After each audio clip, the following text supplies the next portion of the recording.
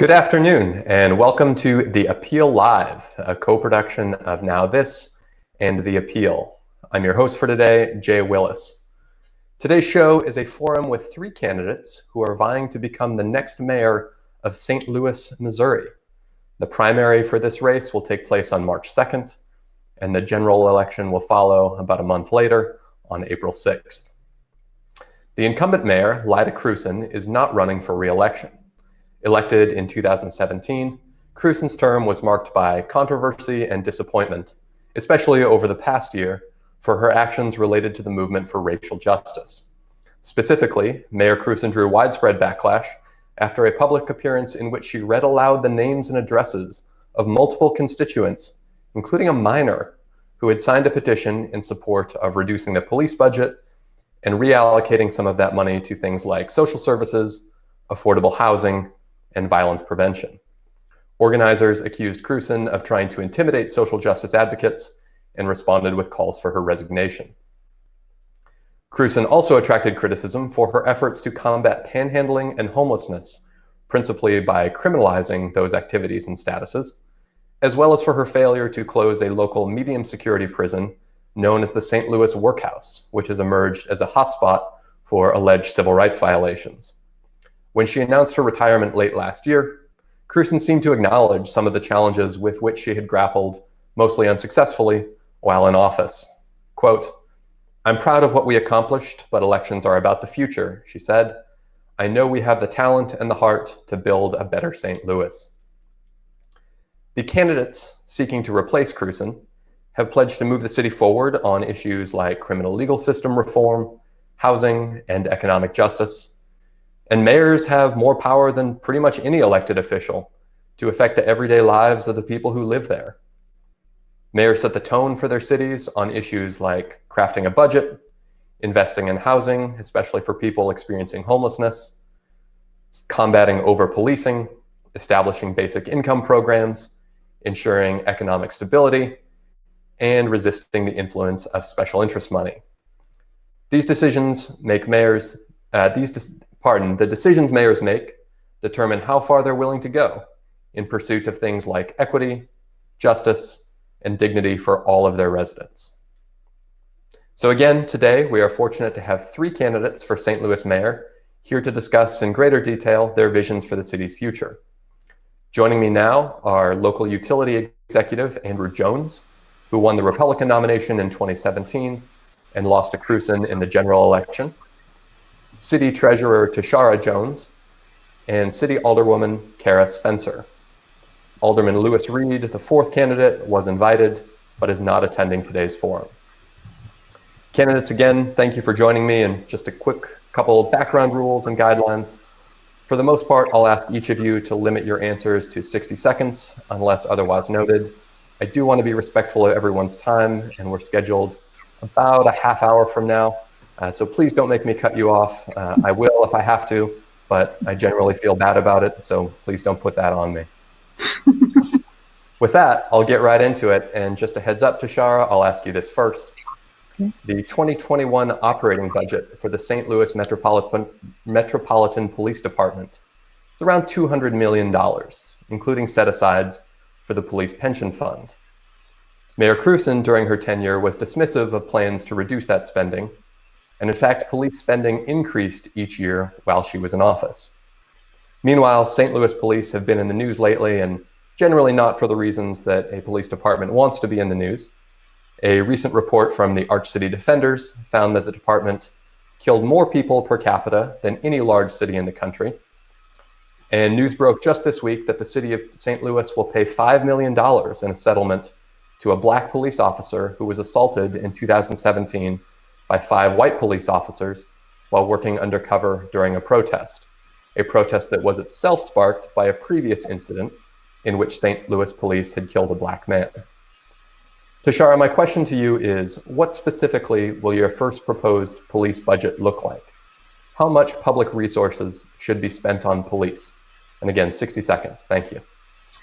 Yes, so I intend to put the public back in public safety, and that means deploying the right type of professional to the right type of call. As you talked about in your question, we have a whole host of reasons to make sure that our police and interactions with our civilians don't end up in civilians losing their lives. So just last week, they launched the Cops and Clinicians program, which I've been advocating for since 2017, the first time I ran. And what that will do is free up police to do police involved work, but also make sure that we're deploying the right type of professional to the right type of call. So I'll take a look at the police budget. In my opinion, everything is on the table. There are no sacred cows, but we need to make sure that we rebuild trust in our communities and make sure that our people are safe when they call 911, and police will not be the only answer when they dial 911. Thank you, Tashara. Just a quick follow-up. So the most recent approved budget, which again allocates about $180 million in operating costs to the police department. In your view, is that not enough, too much, or just right? I think it's too much, and I think that we need to redeploy our resources within our entire public safety department to again redeploy the right type of professionals responding to public safety. Public safety to me includes everything that makes you safe in your neighborhood and in your home. So how do we redeploy resources, the right resources, to make sure that we're keeping people safe? Thank you, Tashara. Andrew, same question to you. What would your first proposed police budget look like? How much do you want to spend on the police department? Well, Jay, we make a lot of assumptions here. And one thing that we do know about the St. Louis police, that they're undermanned. They don't have enough personnel. So certainly we can't look at cutting budgets. We have to look at analyzing the budgets to see how we can become more effective in utilizing our budget for personnel.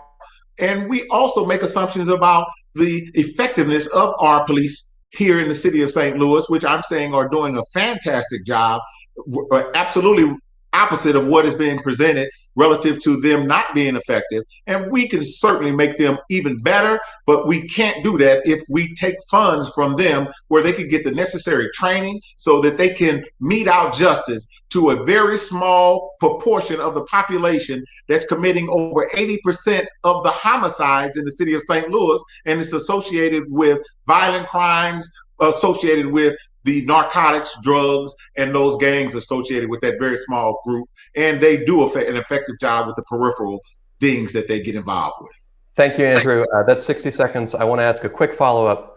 Again, the report is that St. Louis police kill more people per capita than any major city in the country. And your position is that the police department needs more money? I'll give you 30 seconds for that. More money to be out and to effect arrest to those criminals who are killing young people, innocent bystanders. Residents are being held hostage in their homes. They can't come out, and we need more money to effect those types of arrests. Kara, same question to you. How much should the city spend on the police budget? Well, first and foremost, we need to make sure that we are able to respond to the violence in our communities. Just 2 weeks ago, a single mom was gunned down in front of her home, in front of her children. Right now, we know that about 30% of all of our emergency level 911 calls are being answered by a recording, and they're not being answered by a trained dispatcher who can help ensure that, we are able to respond in those emergency situations. So, we know that there is a need to have a response immediately when people's lives are in danger. And unfortunately, in St. Louis, that is happening far too often. What I'm committed to, my public safety plan, the budget includes reorienting a significant amount of that funding into social services and making sure that we have folks who are trained in social work and communication to respond to some of those situations that require more than a gun. In fact, they don't require a gun, and they're going to be handled much better, more effectively outside of law enforcement. Thank you, Kara. I'd like to just ask the follow-up question so I can get a sense of this. $180 million, that's what's currently being spent. In your view, is that not enough, too much, or just right? 30 seconds. Well, look, we have some gross inefficiencies in our police department, and we have some real structural divides that we have got to address. The budget itself has to be reoriented. We know that. We have to be smarter about the funds that we are putting at public safety, and that includes divesting of some of the traditional methods, but putting them in, social workers, and making sure that we have the right tools and the right people responding to those emergency level issues that we're having. Thank you, Kara. You read my mind nicely there. That dovetails into our next question, which is, do you plan to increase the use of non-police first responders in the city for calls like mental health crises, substance use issues, and others that don't necessarily require the presence of armed cops? And Kara, I'll ask you that first, and just a heads up, I'd like to give each candidate 30 seconds for this one, and then I'll ask a 30-second follow-up. But Kara, go ahead. Absolutely. We recently put in place something called Cops and Clinicians, the Behavioral Health Network, as social workers on a small scale in our city, responding to some of the emergency level non-law enforcement required issues in the community. If elected mayor, I will be expanding on that. These are some issues I've outlined in my website for anybody who wants to learn more at karaspencerformayor.com. But it's important to recognize that we have to have the right people responding to the right level of the right issue. And oftentimes that's not a person with a gun. Follow-up, which is, how will you measure success for this? Do you have a target percentage of calls that should be answered, again, by social workers, by mental health experts, by non-police first responders? How will you know if this is working? 30 seconds. First, we need to communicate better with the general public. This needs to be measured by trust. And that seems like a difficult thing to do, but we can measure it if we start communicating effectively with our general public, rating our police department, soliciting, gathering input from the community, and putting that back in the public sphere by holding ourselves accountable, by increasing the metric through which we can measure trust within our community. And so I will measure that by responses outside of law enforcement, but by how the community is trusting its police department. Thank you, Kara. Tashara, same question to you. Do you plan to increase the use of non-police first responders? 30 seconds. Yes, absolutely. I've been advocating for this since 2017, and I'm encouraged that the Cops and Clinicians program did start last week rather. I had a visit with Behavioral Health Resources, and very encouraged by their progress with this program, and look forward to expanding it. Question, same one. How will you measure success here? What's your target percentage for the number of calls that are answered by, say, mental health experts, not cops? 30 seconds. I wouldn't say that. I would say the number one target metric of how this is working is our decreased number of police interactions where police have been, where police involved shootings, where people have lost their lives due to bad interactions. Like Kajimi Powell, for example, who was having a mental health breakdown, and within seconds when police pulled up, they shot him and killed him. So I think as we see decreased outcomes there, we'll see market success. Thank you, Tashara. Lastly, Andrew, same question, use of non-police first responders. What do you think? 30 seconds. Well, I think that we're putting people in harm's way that don't have the necessary training to mitigate against those particular positions that absolutely can escalate to someone losing their life. Our police are well trained. They're trained in de-escalation, and we want to be able to continue that level of training. And we have professionals who are absolutely serious about their jobs and want to mete it out in an equitable fashion and form, and leadership will ensure that it's met out in that particular area. And we certainly want to also marry those outside agencies who have expertise to get involved, to preempt the need for police to get involved. Andrew, I want to make sure I understand here. Do you think police officers are best equipped to respond to mental health and substance use crises? 30 seconds. They are absolutely trained in de-escalation.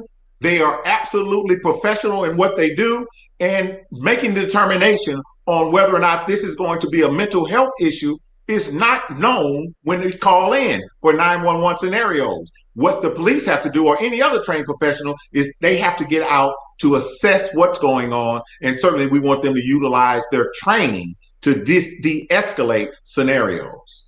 Is it important to always dispatch someone like a police officer who is armed, who has a gun?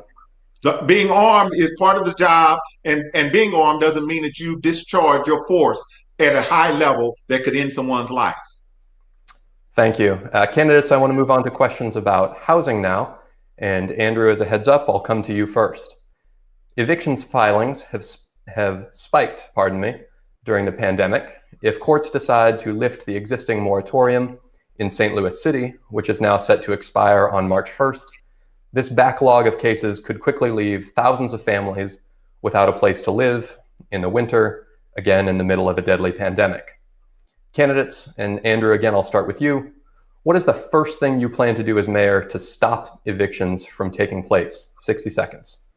I believe the federal government, state agencies, and cities have put our citizens behind the eight ball. And since that has been what has happened here, I think that we have to, and if I'm mayor, continue to support those who have to abide by the parameters of not being able to work, can't afford to pay their bills. We have to provide support for those people because they have been put in an extraneous circumstance. And that is my number one priority, to get them back to working in a reasonable manner and to support them when they hit these hardships based off of the government saying that they need to not work. Follow up, 30 seconds. You mentioned it's important to support them. How specifically do you plan on supporting them as mayor? Well, we're reaching out to federal government, state government. The city is not equipped because of our financial shortfalls to make sure that we have monies moving forward that can assist them. Even reaching out to existing parameters of businesses that exist so that we can try to raise money so that people won't be hurt in that particular manner, and also deal with the justice system here as far as law enforcement is concerned to make sure that we don't absolutely impede upon their ability to be able to stay in their homes. Thank you. Kara, same question. What is the first thing you plan to do as mayor to stop evictions from taking place? Sure. The first thing that we need to do is adequately disperse the federal funds that we are getting and make sure that it can get in the hands of those folks, those renters who need it, and those folks that are in the highest level of need, getting that out and deploying it very, very quickly. Secondly, we need to look at some of the other costs associated with living. You know, right now we are in extreme temperatures where folks are having to run their heater like you wouldn't believe. So we need to work with our utilities to make sure that we are that we're not having turnoffs, that we are being judicious and making sure that folks who are unable to make those utility payments are not becoming homeless for failure to have heating and cooling, most importantly, heating right now in their homes. So the municipal government really has a critical need here in getting those federal funds in the hands of those who need it first. And we need a plan, and we need a concerted effort to work with our community housing providers to address the needs of our most vulnerable residents first. Thank you so much, Kara. Lastly, Tashara, same question. What will you do to stop evictions in St. Louis? 60 seconds. Yes, Alderwoman Spencer is right. We are just days from finding out what sort of direct aid that cities will receive through the new $1.9 trillion COVID relief package. So I look forward to working with our local agencies, with the Board of Aldermen, to make sure that that aid is distributed in an equitable manner and serves those who need it most. And then also working with our local judges to see if we can extend the moratorium on a local level. I know that it's supposed to expand in March, but we'll be in this pandemic for many months to come. And we need to make sure that we have the proper things in place to support people, to support them staying in their homes. And then also working with our existing nonprofit Heat Up Cool Down St. Louis to provide utility assistance to those who need it as well. Thank you. Tashara, again, this next question will come right back to you. St. Louis police have continued to sweep homeless encampments during the pandemic and removed tents from a park downtown last spring, right as COVID-19 cases began to explode across the country. This took place in direct violation of CDC guidance against conducting homeless sweeps, which health experts say only contributes to community spread of the virus. If you are elected mayor, Tashara, will homeless sweeps continue? 60 seconds. Absolutely not. But I also think that we need to continue to work with our local continuum of care to make sure that they have the resources that they need to help our unhoused population. We also opened a tiny home village, which sits mostly empty because the barriers are so high for entry. So we need to make sure that that we take a look at what the parameters are for helping people get access to the tiny home village, and also working with our other providers of shelters to make sure that there are enough shelter beds, standing up temporary shelters to make sure that we can take care of people as temperatures dip below freezing. 30-second follow-up. Would your administration move unhoused people into hotels or other safe non-congregate cities as settings, as some cities across the country are doing? Yes, I would explore all opportunities to make sure that people are safe and that they are not spreading COVID amongst each other, because we have to take care of our unhoused. So working with our existing continuum of care network to make sure that we're providing the best care that we can to our unhoused, and so they don't spread COVID amongst themselves. Thank you, Tashara. Andrew, same question. If you were mayor, would police sweeps of homeless encampments continue? Certainly not. And again, the sweeps, as mentioned earlier in the first part of the question, there was mention of the police. The police are only following the demands and commands of the leadership, and the mayor is the ultimate leader. Certainly, we will not conduct ourselves in that manner because, again, we're dealing with an outlier scenario where people are being forced to operate in a manner that doesn't give them a chance to be able to care for themselves. And those that are in that particular scenario, we certainly will lean on and utilize all of the peripheral Ellen Mosenary concerns, all of the philanthropic concerns, the organizations and institutions who specialize in helping people in those particular scenarios to marry them together so that we can provide optimal care for our homeless, our mental health challenged personnel and residents. We certainly want to get involved and get behind them. Thank you, Thank you, Andrew. Same question to you, Kara. Absolutely not. When the COVID pandemic hit last year, it was truly horrifying to see the reaction of the city of St. Louis to our most vulnerable residents, our unhoused. When we had the stay-at-home orders, looking at folks who don't have a home to stay in was truly, truly horrifying. And that's when I went to work. Working with our continuum of care and our providers on the ground level to fight that.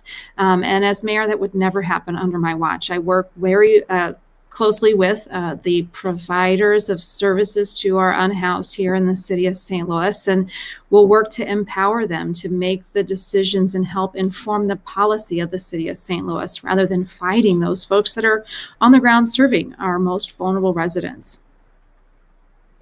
Thank you. Candidates, I'd like to move on to some questions about economic security and stability. So across the country right now, we're seeing a growing number of mayors back guaranteed income programs that supplement wages and ensure that their constituents have the money they need to meet their basic needs. Kara, I'll start with you. Do you support a guaranteed income? And if so, how would you plan to implement it as mayor? 60 seconds. A guaranteed income is a great idea, especially on the national level. A city like St. Louis, I don't know how a municipal government could really implement something like that, especially considering we have a high level of poverty here in St. Louis. About 30% of our residents are at or below poverty. That's 3 times the national average. So to think about taxing this the high level of low-income folks to be able to do that would be impossible. We would need to spread that burden over our much higher income earners throughout the United States. And they don't live in the city of St. Louis right now. Many of them don't. So with that high level of poverty, it'd be very, very difficult to spread that concept here. Government should be set up to really provide a safety net. But in order to have that safety net and to be able to afford it, we have to spread the burden equally. And the city of St. Louis has a very disproportionate number of folks living at or below poverty. Thank you, Kara. Tashara, same question. Do you support a guaranteed income? And if so, how would you plan to implement it as mayor? Yes, absolutely. I support guaranteed income, and it was expressed by Dr. Martin Luther King prior to his death. And I've been following this movement for the last several years across the country, and been following Mayor Michael Tubbs's pilot project in Stockton. But unfortunately, the Missouri Constitution prohibits direct payments to individuals. So we would have to see if we could partner with a local nonprofit or financial institution or CDFI to try to have an MOU to be able to do that. The one way that we were able to get around it in my office is when I started the College Kids Children's Savings Account program. That gives a $50 college savings account to every kindergartner in a public school, and we already have 18,000 children with over $1.4 million saved for their futures. So I absolutely support it and would look to see how we can get around the constitutional requirements to do that. Thank you, Tashara. Andrew, last question to you. Do you support a guaranteed income? And if so, how would you implement it? It would be literally impossible. And it also falls outside of the purview of what a city mayor can do. Everyone here has heard me talk about I am a constitutionalist, I'm a humanitarian.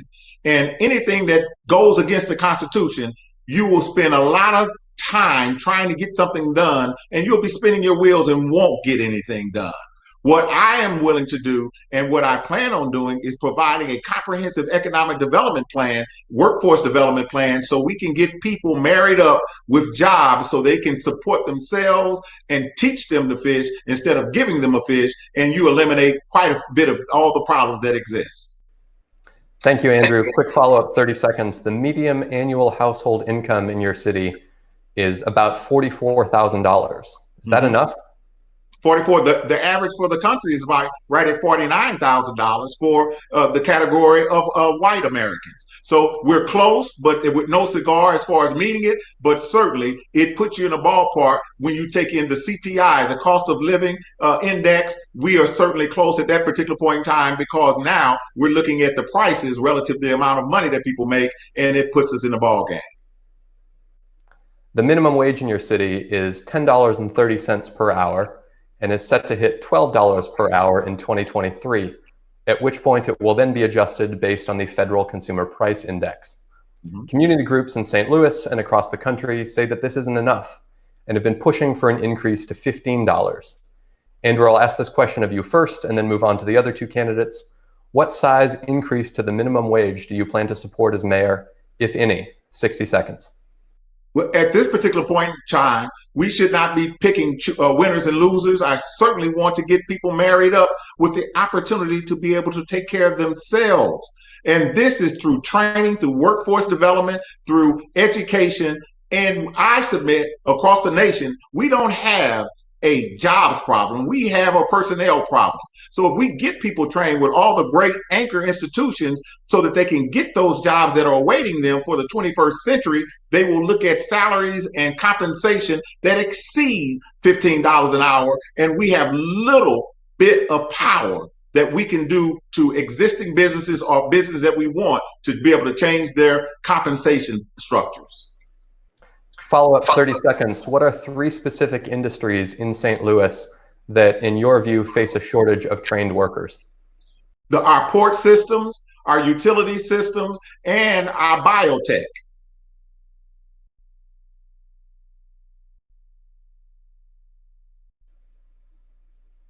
Sorry, Andrew, I want to make sure I understand. Can you tell me a little more about what you mean by port systems?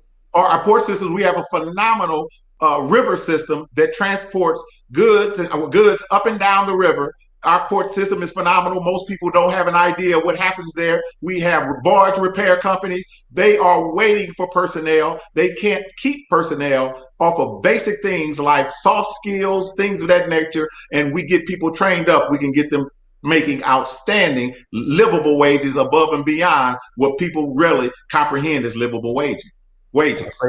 I'm afraid this misunderstanding is on me. I heard you say court, not port systems. I apologize for that.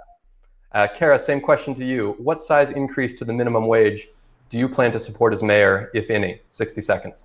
Oh, this is so important. I mean, as I mentioned earlier, we have some of the highest poverty in the nation. In fact, we're one of the highest poverty rates for children, which means their parents are unable to really earn a living that is a livable wage to support a family. So one of my first years at the Board of Aldermen, which is just a few years ago, I worked my tail off to impose and implement a increase of minimum wage here in the city of St. Louis, which we passed. Of course, the state of Missouri preempted us from being able to do that and stripped away our workers of those increased wages here in the city of St. Louis. But as mayor, I am committed to a $15 an hour increase and working with our state legislature and those stakeholders to put that in place. Thank you. Tashara, last question, or same question to you, pardon me. Yes, I was the first elected official in the city to actually take my employees to $15 an hour, and I did that in 2019. And since then, many public and private industry has followed. So St. Louis County recently announced a pathway to $15. Our own current mayor, Lyda Cruson, announced a pathway to $15, as well as one of the biggest employers in our region, Washington University, has also recently announced a pathway to $15. So I think it's possible, and I definitely support going to 15. Just yesterday, I was on a press conference with our local unions with the fight for 15. So this is something I have championed and worked hard for and actually done in my tenure as treasurer. Candidates, I want to move on to a question about energy policy now. And unfortunately, we're seeing this unfold in the headlines right now in Texas, which has thrown into sharp relief the dangers of over-reliance on traditional fossil fuel sources of energy productions. Tashara, I'll ask you first. How do you plan to reduce the city's reliance on energy from fossil fuels, and what specific benchmarks will you use to measure success? Yes, I plan on a couple of things, looking at how we can add solar panels to our city buildings. Currently, the treasurer is also the parking supervisor, so I've been investigating adding solar panels to the top levels of our garages to make sure that we can get off the grid. And also support other programs so other commercial buildings can add solar panels to reduce their carbon footprint and reduce their reliance on the coal-fired energy that we currently have in the state of Missouri. I also support the improving the 2013 sustainability plan to see other areas where we can reduce our carbon footprint and reduce our reliance on energy as well. So this is something I've already started and look forward to continuing as mayor. Thank you. Andrew, same question to you. Well, certainly we're looking at driving efficiencies and effectiveness, but if we're going to make reference to what's happening in Texas with ERCOT, we're looking at the primary problem has nothing to do with the baseline coal and natural gas. We're looking at the problem that came about because of the wind turbines failing under the scenario of freezing. These are sustainable areas. These are the green energies. But as far as carrying the baseline load, if we move away from the baseline of fossil fuels and coal and everything else that's associated with the baseline of producing energy, we'll see rolling blackouts, brownouts. And this, at this particular point in time, is not what we can do to shed the use of the coal. Begging your pardon, before I move on to Kara, I do want to add some context to that. Experts have said that solar and wind energy deficiencies in Texas are not primarily responsible for the rolling blackouts and have blamed the freezing temperatures primarily on interfering with instruments, both transmitting and measuring the available amounts of natural gas. There are solar and wind energy facilities in use in Texas, but again, those are not primarily responsible for what we are seeing across Texas right now. Kara, can I follow up with that, Jay? I'll give you 30 seconds. Go ahead. Please.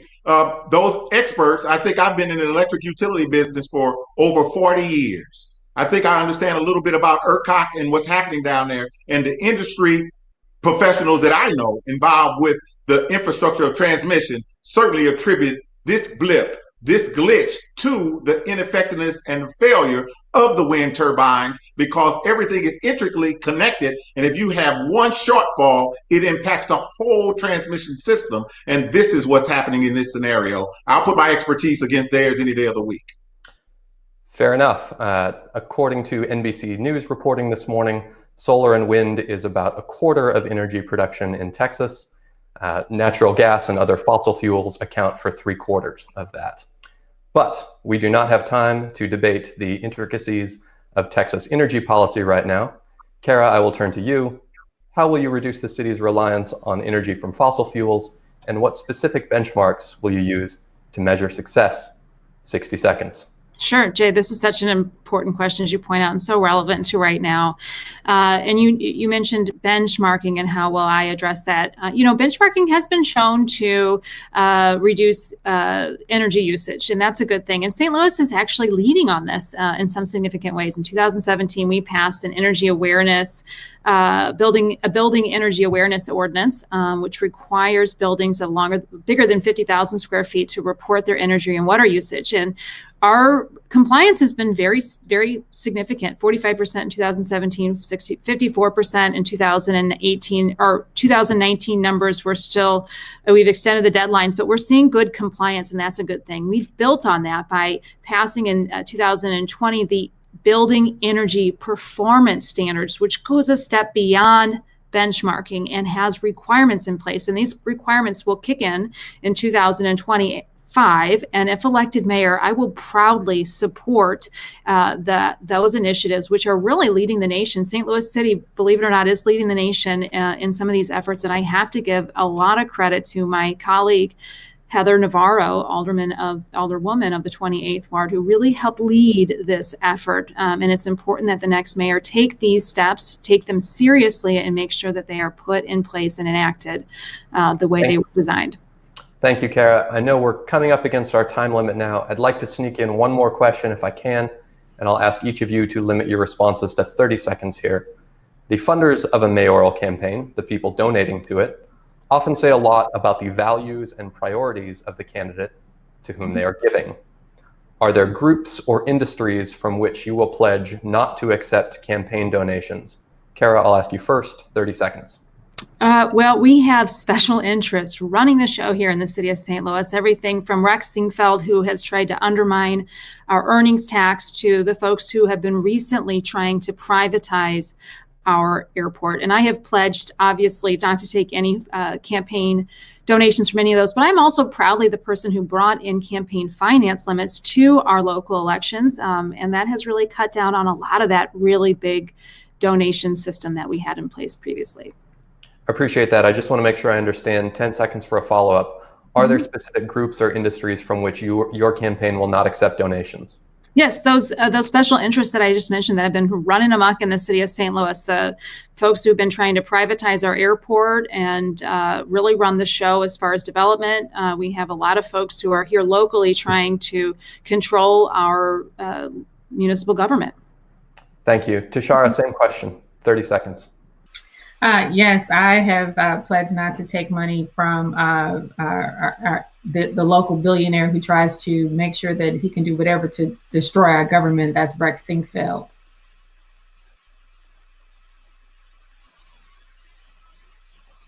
Thirty seconds. Jay, I'm a modest man. My campaign is based off of grassroots.